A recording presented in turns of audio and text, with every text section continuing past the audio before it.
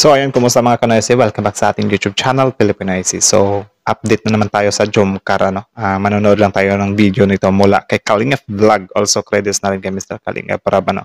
So, ang video nito ay may pamagat na Carla Muntik na.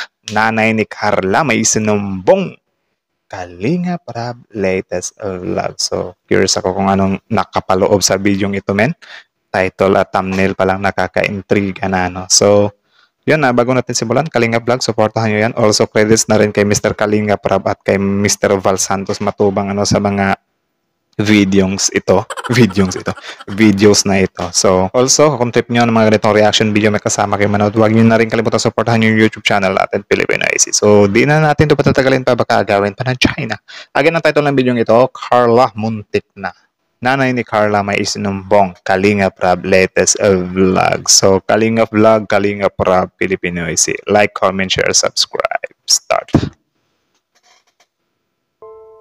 Nanay ni Carla nagsumbong kay Rab. Naiyak na nga po ako kasi dami kong baso na anak ko, Kuya Ram. Rinig nyo yun, guys.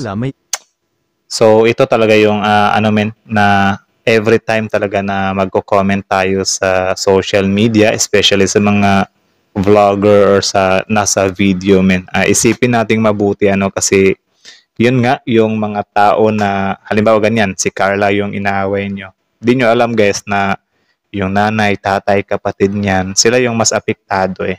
So, okay lang din naman magbigay ka ng kritisismo or ng opinion, pero wag yung masyadong parang tinatapakan mo na yung tao, di ba?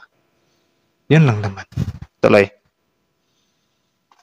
Isinumbong kay Kalingap Rab at Carla ipinagtanggol ni Kalingap Rab. Isang mapagpalang araw po mga Kalingap at marami pong salamat sa inyong palaging pagsuporta.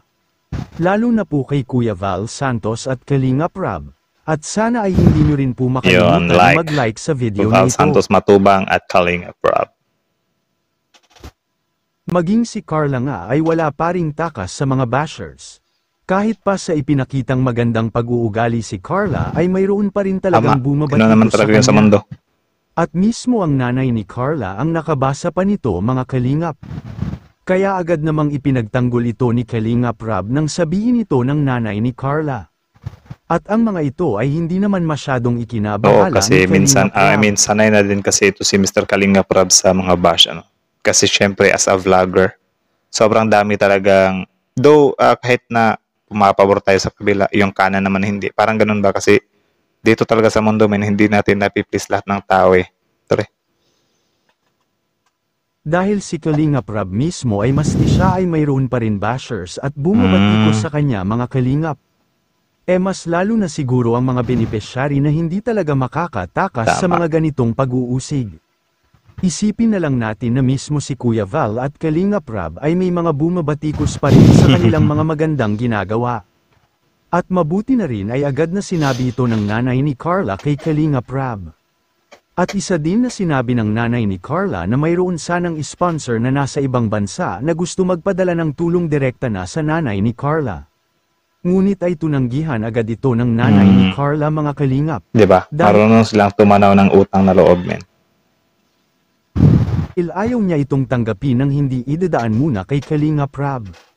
At kung ating matatandaan na ganito din ang pangyayari kay Viancy, kaya dapat lang talaga na mag-ingat ang bawat beneficiary ng Kalingap.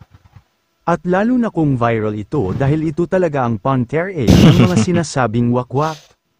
Kagaya na lang noong panahon pa ni Erica. Nadamay na si Erica tapos may magko-comment na naman dito na ayaw nyo makamove on, ayaw nyo makamove on. Ay, nasali sa video yan eh. So, ano magagawa natin? Actually, hindi naman porket binalik siya, hindi makamove on, Siyempre, need talaga yung gawing example ba? Kasi nangyari na yun eh. So, parang example na lang, learning sa future, something like that, diba? Huwag nyo namang ganong seryosohin, men. Okay. Ay nagpadala din si Erica sa mga sulsul. Kaya maganda rin ang ginagawa ni Kalingap Rab sa kanyang mga beneficiary na lagi niyang pinaalalahanan nito.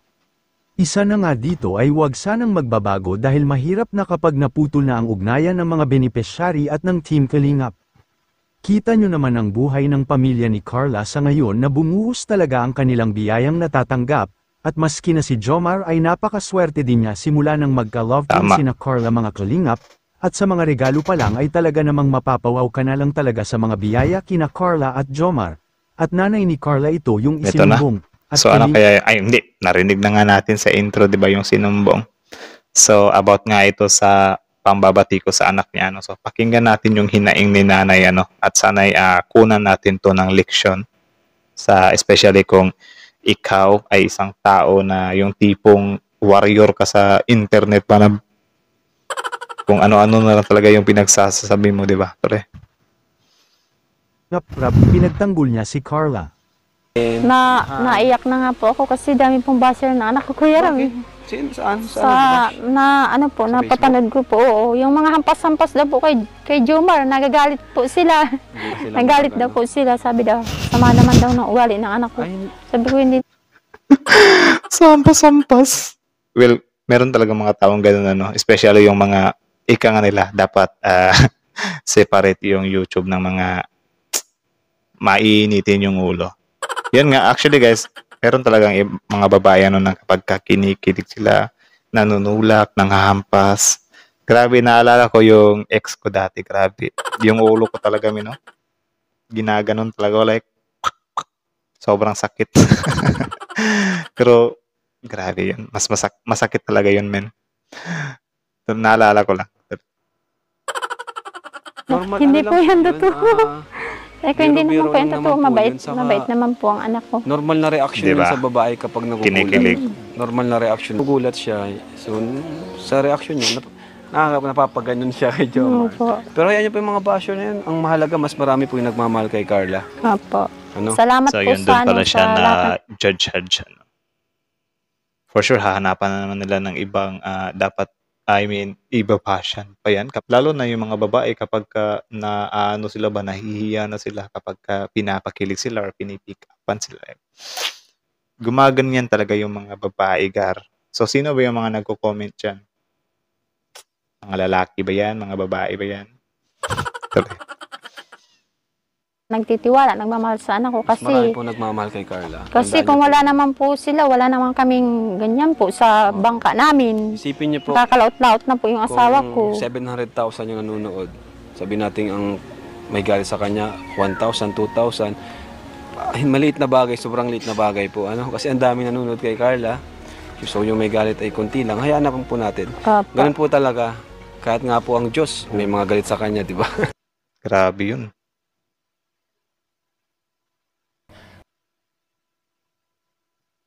Grabing rebuttal yun ni Mr. Kalinga Prab, ano. Tama nga naman, min. Ngayon ko lang na-realize yun. Tama nga naman. Tayo nga na tao lang tayo dito sa mundo, di ba? Natural lang talaga na meron talaga mga tao na nagkagalit sa atin, nahihinis sa atin, naiirita sa atin, especially kapag kaganyan, meron na tayong naabot sa buhay or meron na tayong naano sa buhay, something like that. Meron talaga, men. Tapos kung mahirap ka naman, marami din magagalit sa'yo kasi mahirap ka, dugyot ka, hihingi ka na naman, whatsoever. Tapos kung mayaman ka, yumaman na, yumabang na, hindi na marunong lumingon sa pinanggalingan. So, wala ka talagang paglagyan dito sa mundo, men. Tapos yun nga, si Carla, patulak-tulak lang siya. Siguro naiinis sila kasi sobrang lakas na ng Jomcar ngayon. Kaya yun na lang yung hinahanap nila na butas. Pero para sa akin, sobrang babaw ng ganun na ang pangit ng ugali mo, nanulak-tulak ka. Manirisim kasi yan ng babae. Unless, kung si Jomar na mismo, sasabihin niya na hindi ko to gusto, nasasaktan ako or naano ako. Tapos, halimbawa, sinabi na ni Jomar na ayaw niya ngang itulak-tulak siya. Tapos si Carla, parang nag-i-insist siya na, hindi, itutulak kita, gusto ko to eh. Yun na yung parang hindi tama. Pero kapag ka ganun, gusto din naman ni Jomar yun eh, yung mga tulak-tulak na ganun. Tulak-tulak na ganun, di ba? Kasi tayo mga lalaki, kapag ka dumadampi yung mga balat natin sa mga crush natin, kinikilig din tayo, min. O ako lang ba ang ganun? Siguro ako lang yung ganun. Ano. But anyways, ba't isinasali ko yung buhay ko dito? But anyways, so yun lang naman, Kalingap Vlog. Supportahan nyo yan, guys. Oy, teka lang. Yung sa Diyos pala, grabe si Mr. Kalinga Prab, ang deep na pati nga Diyos, di ba? May hater, may galit sa kanya. Tayo pa kaya na tao lang. Ang deep nun par. So yun lang muna, Kalinga Vlog. Supportahan nyo yan. Original video link in the description box below. Tapos syempre, Kalinga Prab. Kuya Val Santos Matubang at Filipino IC. So, that's it. Bago nyo iwan yung channel, like, comment, share, subscribe, Filipino IC. So, thank you so much for watching, guys. See you on our next reaction video. Filipino IC out.